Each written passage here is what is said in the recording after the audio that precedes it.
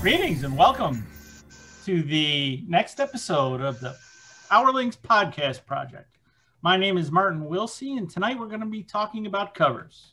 But before we start, let's go around and introduce ourselves. We'll start with Stephanie. Hello, I am Stephanie Miro, author of urban fantasy and merging into paranormal romance, and then we'll see what happens after that. And we're sharing fun facts tonight. And my fun fact is that I am severely allergic to hair dye.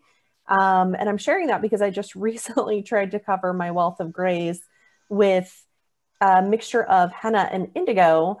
And unfortunately, it failed. I'm still gray, but I am not in the emergency room like the last time. So win. Got that going for you. Jay. Hey guys, I am S.D. McGowie. I write mostly YA and some sci-fi and fantasy. And my fun fact is that 2 minutes ago, I caught that we were not recording our podcast, and we had just gone 15 minutes into the same topic. So this is a take two. Welcome. Jeffrey. Hello, I'm Jeffrey, and my fun fact is that I was going to insult Marty by saying, you know, covers need red, and just like that recording button, it is not there. All right, my name is David Keener. I write science fiction and fantasy.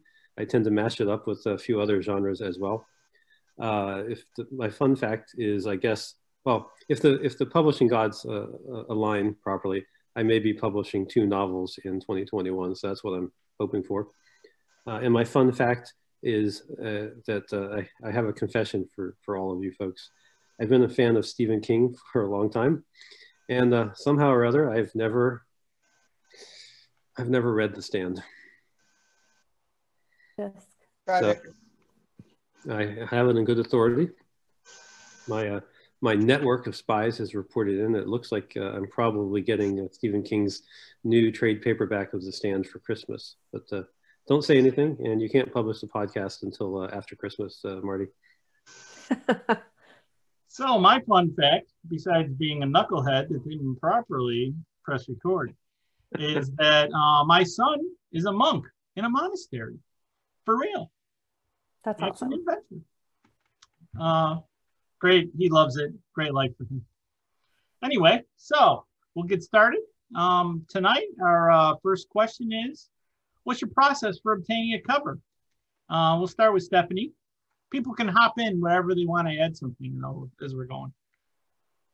So I didn't have a process the first time around. I rebranded my series over the last summer, so about a year after I had first published. But I didn't have a process. I just found someone whose covers appealed to me, who was available, who was relatively within a decent price range. And he was fantastic and tried to get me to go a different direction that probably would have suited the genre a little bit more. But not knowing what I do now, I didn't really listen. So the original covers and original titles were gorgeous covers. I always get compliments on the covers. And they're all a little bit different, following kind of a similar pattern, a little bit different. But the second time around, I knew a lot more about publishing and about covers and genre and just how important covers are to selling a book, because it's literally the first thing to catch people's attention in most cases. So I went more genre appropriate the second time, found someone who could work a little bit faster with the schedule that I was on. And you can see we kind of branded them all. I'm trying to get the lighting. Lighting is just not good in here. But tried to get all the covers to look relatively the same in terms of color scheme and stuff, titles. You also changed your title too, didn't you? And I changed not the series title, but just the titles of the books. That was part of my new understanding about branding. Right. So the first ones didn't really follow the same, I don't know the terminology for it, but like the same sound scheme that alerts people to the fact that they're the same brand. So what didn't work for the first title, do you think? Well, who's going to pronounce it for me? Birth of the Bacchae? Yeah, Birth of the Bacchae. So yeah, a lot of people don't know who, you know, Wait, you're telling me people don't study Latin and Greek like I did? I don't understand. It has to do with Bacchus, the Roman god of wine and chaos. He's Dionysus from the Greek pantheon. But I came up with the title and everything when I was in college over a decade ago. Hey, it's nice.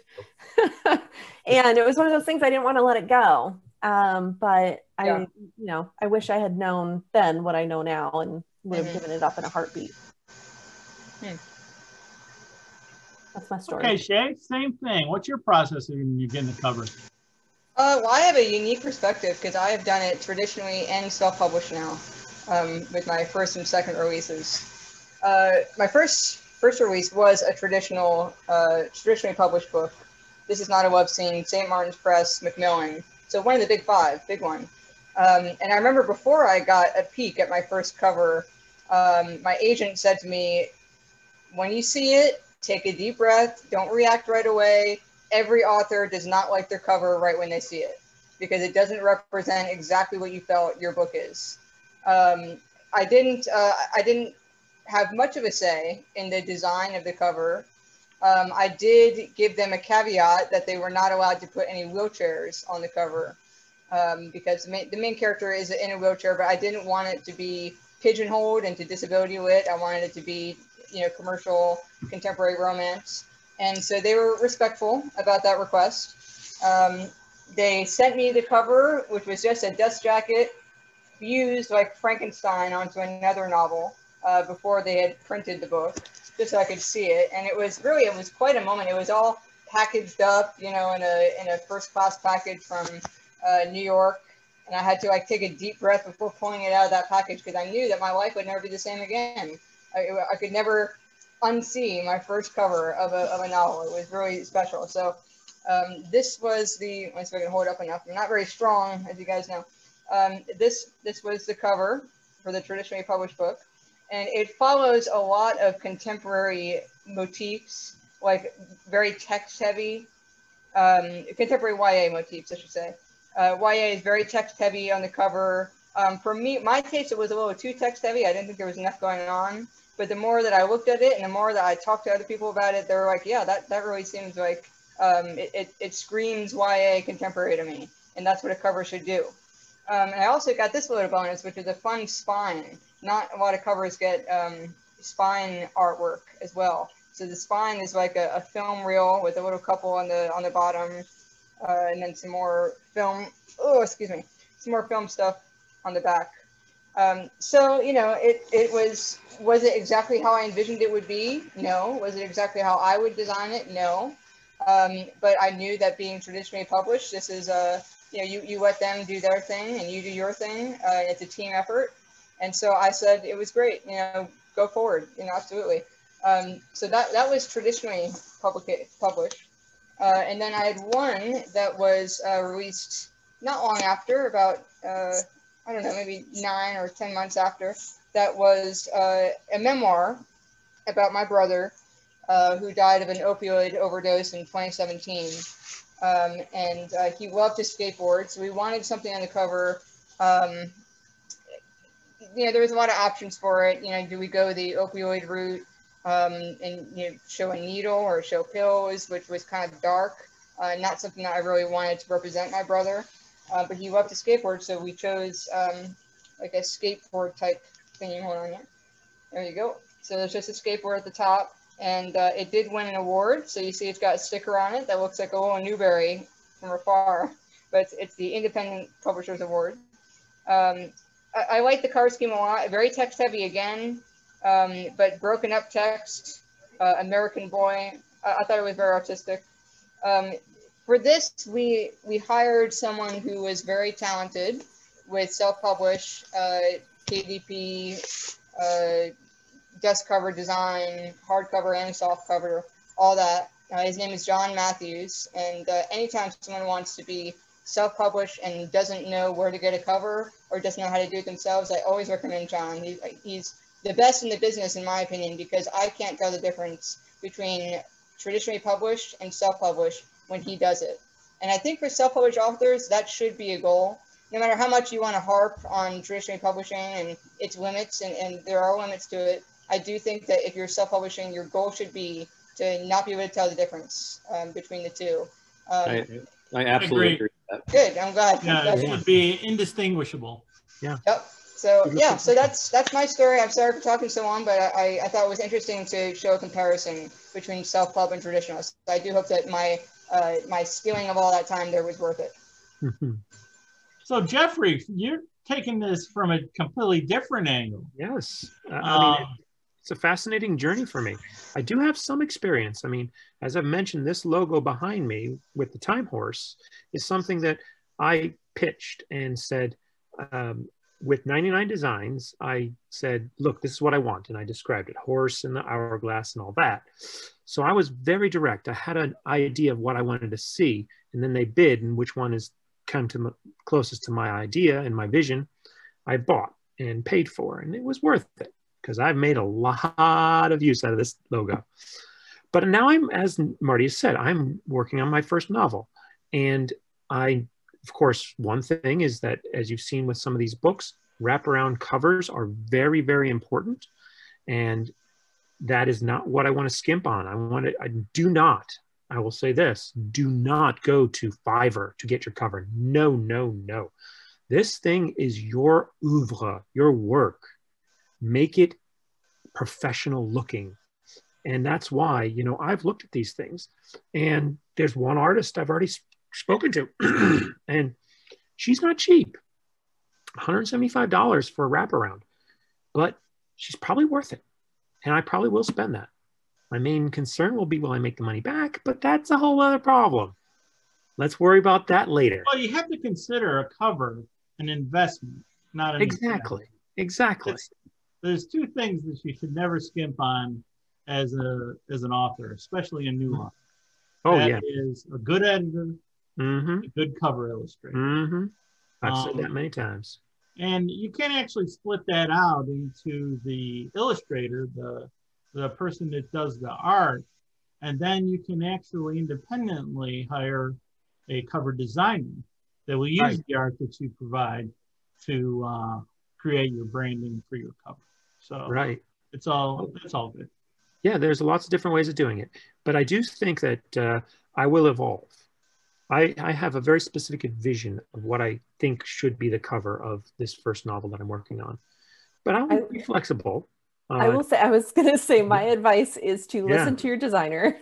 Especially if they know the genre, like if they work in the genre a lot. That is absolutely it. I will leave myself flexible to that advice. But I'm hoping, as you, Stephanie, may have mentioned, that I will eventually find a designer that I trust. And I can just say, these are the 5 bullet points of the story, and know that she or he will go at it and give me something that I can use.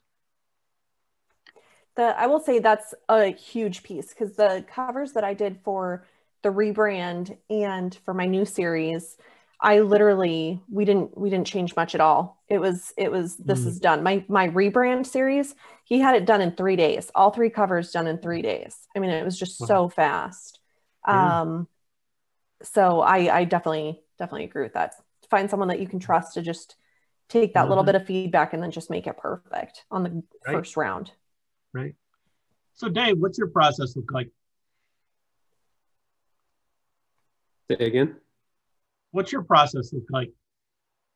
Well, okay, I have to say a couple of things. First of all, covers have been the bane of my existence. I have done it wrong, and I have paid the price.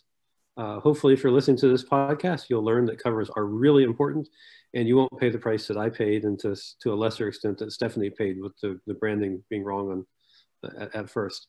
Now, I publish both shorter works and longer works, and I'm also an editor. So I published an anthology, and I have another anthology in the works, and they all have slightly different demands. So for the shorter works, I want covers that work. I prefer wraparound covers, but I want the covers to be relatively cheap, because the economics of publishing short stories for me doesn't pay back or doesn't pay off fast enough for a $600 cover. That's just the economics. So you have to look at the economics. So a lot of times I'll hang out at places like Pinterest, looking for good art. There are some other art sites online as well. And if I see something that I like, more than once I've approached the artist, sent them an email saying, hey, I'd like to license it on an exclusive or non-exclusive basis. And you'll be surprised how fast people get back to you when you say, basically, you're willing to pay money. Yeah. That Pinterest and DeviantArt, they're both really good places to find great art. Another one. I like DeviantArt a lot too. So that's short works. For longer works, if it's an anthology, you can have sort of a general theme cover, and it doesn't have to correspond to any particular story. So sometimes anthology covers are a little bit easier. If it's space opera, you can have exploding spaceships. If it's fantasy, you can have a swordsman standing on the cover looking, deadly or something, and that's okay. Now, for my novels coming up, those are pretty much going to cost me some money, and they're going to need some custom art to get across what I want in terms of what the story's about and the genre specific details of the story. So that's going to cost me, $300, $400, $500, $600, and if so, I'm going to pay what it takes for that. So I think you have to look at the artwork and the budget and the economics to figure out exactly what your process is going to be. I usually buy the art, and then I have a friend who is a graphic designer, and I usually have him do the graphic design. Yeah, no, your friend, he's in our group. May I say his name? Yes. Don, he's a really good artist, and your covers from Don are really, really awesome.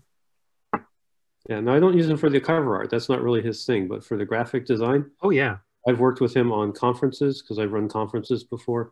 I've worked with him on the book covers. I've worked on him on other projects with him for work. Yeah. Oh, he's very skilled. So I first met him in my day job. Yeah, for me, my process, I actually contract my covers right at the point when I finalize my outline, before I even started writing a novel.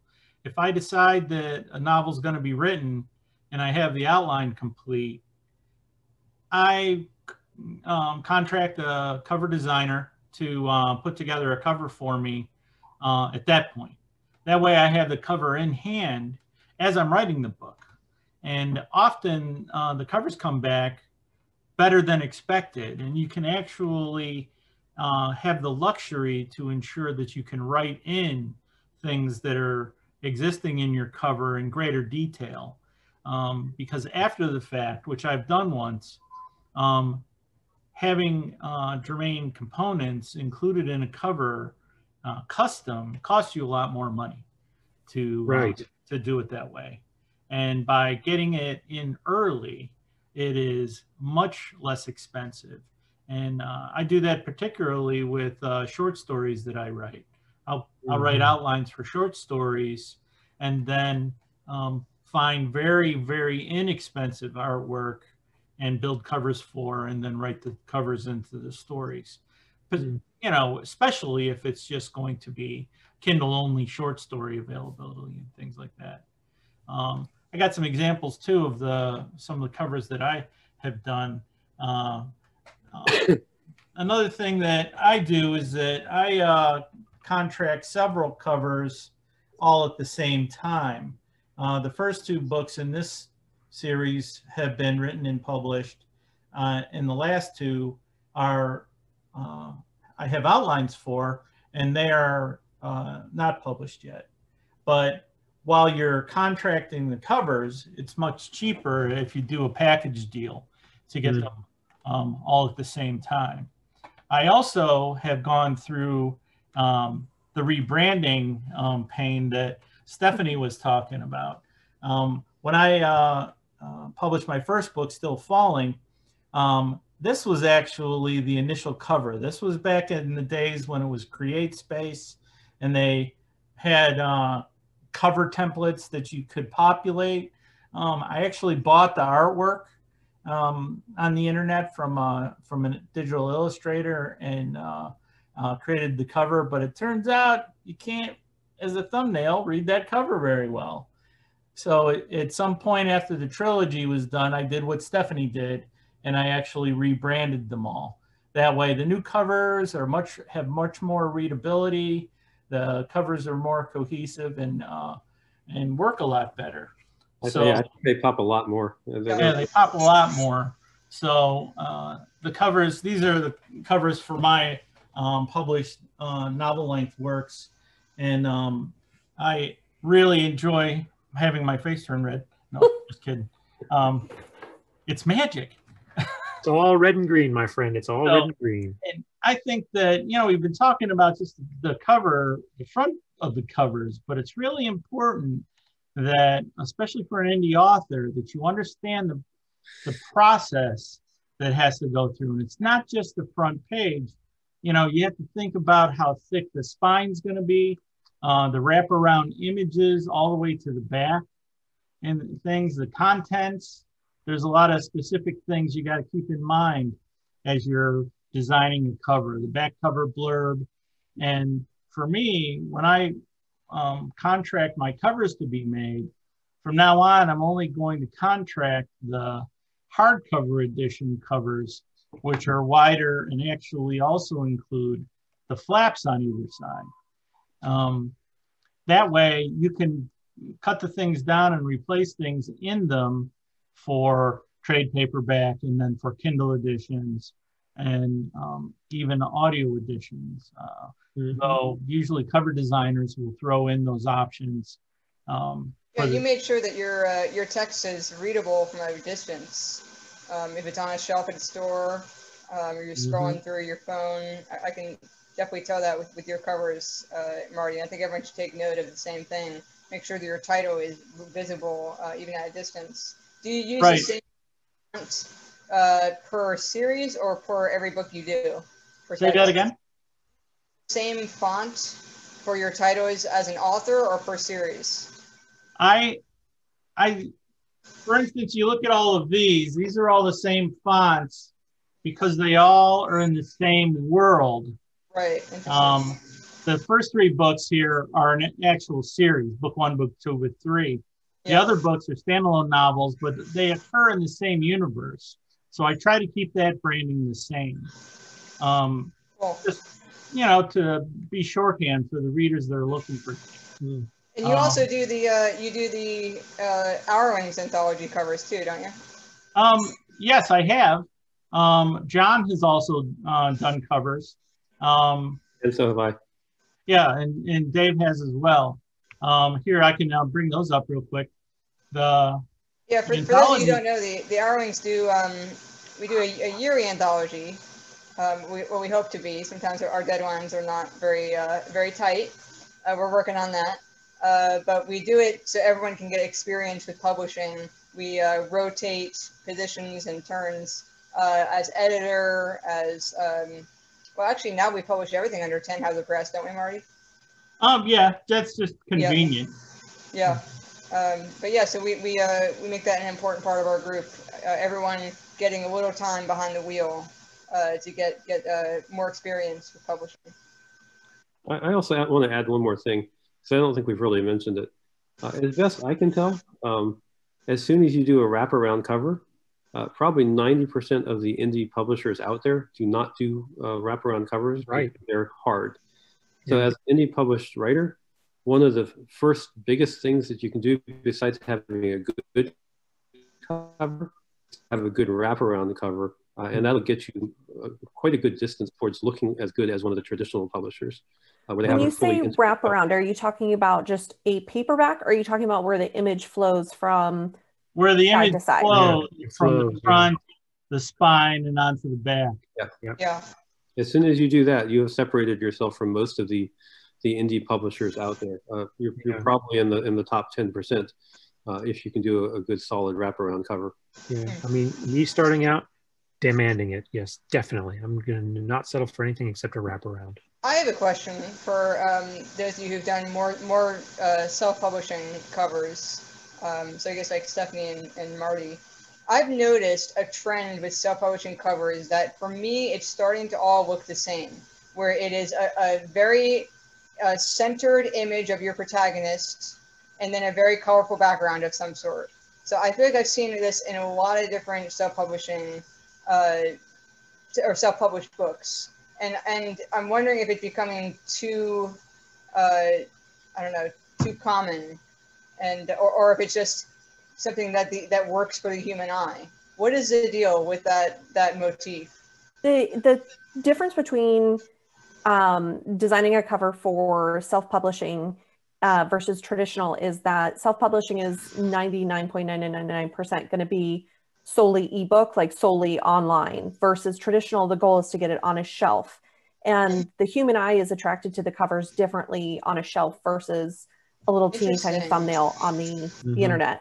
Yeah. So that's part of it, but part of it is reader behavior, buyer behavior. So that was one of my big things is I didn't want a person center on the front. I didn't sell because that's not what tells the reader what genre it is.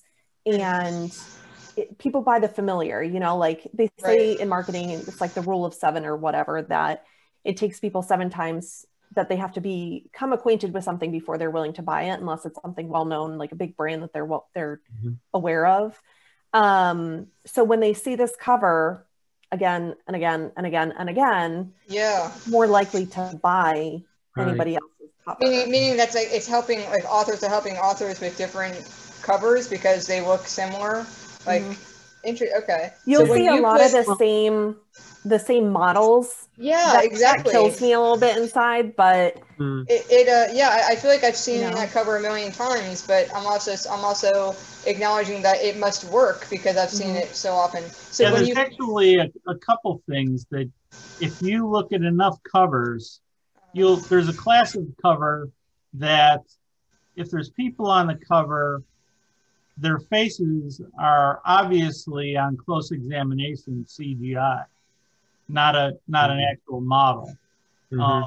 I actually have done a couple covers that use CGI characters on the cover, and I have stopped doing that because photographic covers are more realistic and more engaging as far as I'm concerned. But you're right in that sometimes the models that do modeling for book covers do a lot of modeling for book covers. There's a lot of models that I see like on the copyright-free image websites that have been used over and over and over again for many people's covers. That's why I always have mine created and have exclusive licensing on the images because I don't want to see them all over the place.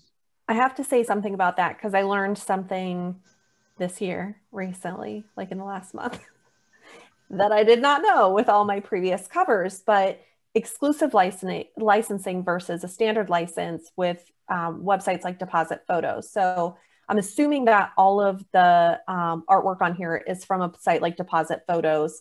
And I'm going to make the assumption that it is all a standard license. And why that matters is that I do not have the right to use this image for anything other than the cover. I can't make bookmarks. I can't make swag, anything like that. And I did not know that.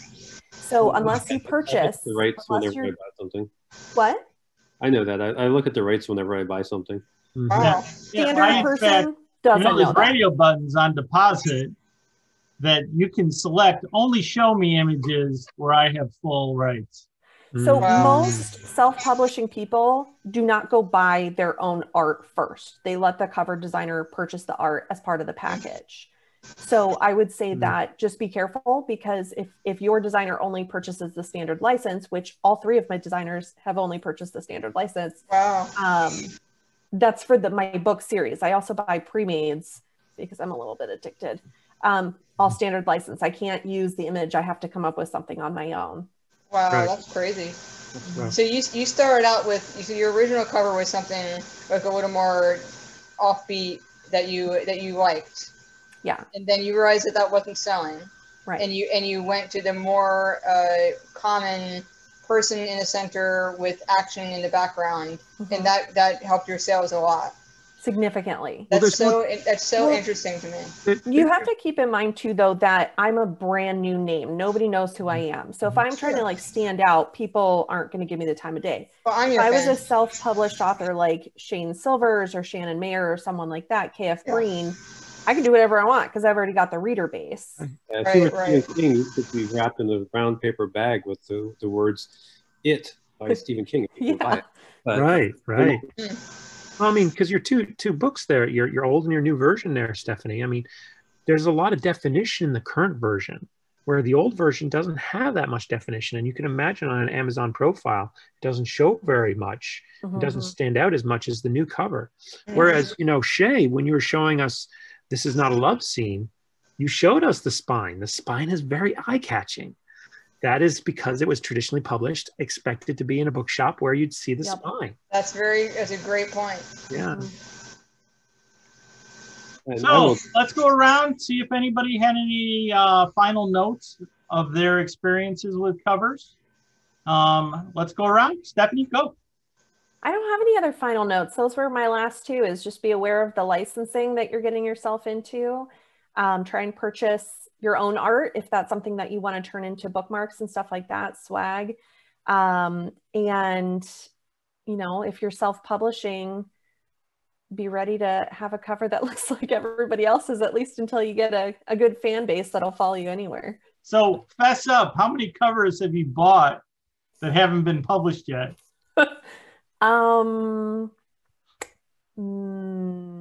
Maybe 5. So not that many. I've got at least 20. I was gonna say only that's 5. my writing queue. But Marty, I spend a lot of money on my cover art. So yeah, we'll just leave it at that. Not saying you don't. I just mean I'm a stay-at-home mom, guys. That's kind of what my point is, that I don't have money to be thrown around like this. And So Shay, what about you? Any final points? Yes, my final point is people do judge books by the cover. It is true. So spend some time studying it, study your genre, put the money down. It is worth it. Otherwise, you're just going to spend more money later on redoing it because it's not going to be selling. Right. So people do judge a book by its cover. That's my final thought. Absolutely. Me? Jeffrey? Yeah. Well, I will tell you this from my experience with the logo. One thing I made sure of when I bought this, make sure that it's a Photoshoppable, i.e. gimbable, layered drawing. Because when you've got layers, you can change the background. And that is very important for your cover because you can move the image if you need to move it a little bit to the left or a little bit to the right. If you want to put the text and move it down here, you can do that if you've got the layers to just move things around. And that's very important if you want to do a very professional cover that works on any platform size of book. And if that's important to you, you need to bring that up with the cover designer. Exactly. In the front. A lot of them will do it, but it'll cost you a little bit more money if you want a fully layered Photoshop version of it. I was going to say, won't do it at all. Just FYI. Yeah, some won't. Some will just deliver you a PDF. Right. If you want any changes, you got to go back. Yep. Exactly. Right. And I'm not, for those cover artists, I'm not willing to do that because if I have a cover, I must have command of that cover. That's one of the reasons why I prefer to do the art and worry about separately. So your mileage may vary. Now, as for me, I think I'm next anyway. I've kind of started to take after Marty.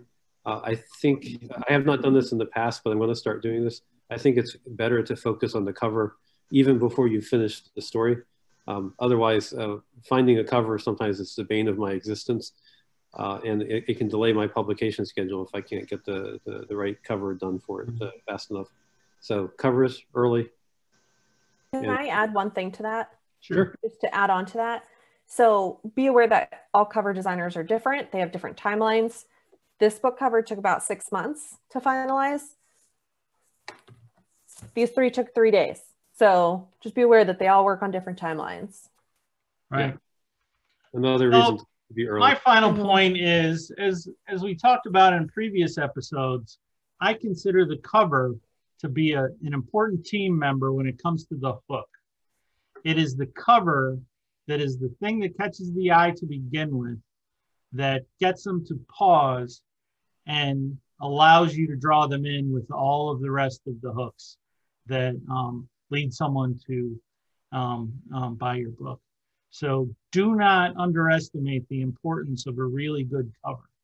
Do not underestimate how important it is to actually work with a professional illustrator to get one done, because the cover can make or break a really good story. You could have the best written story in the known universe.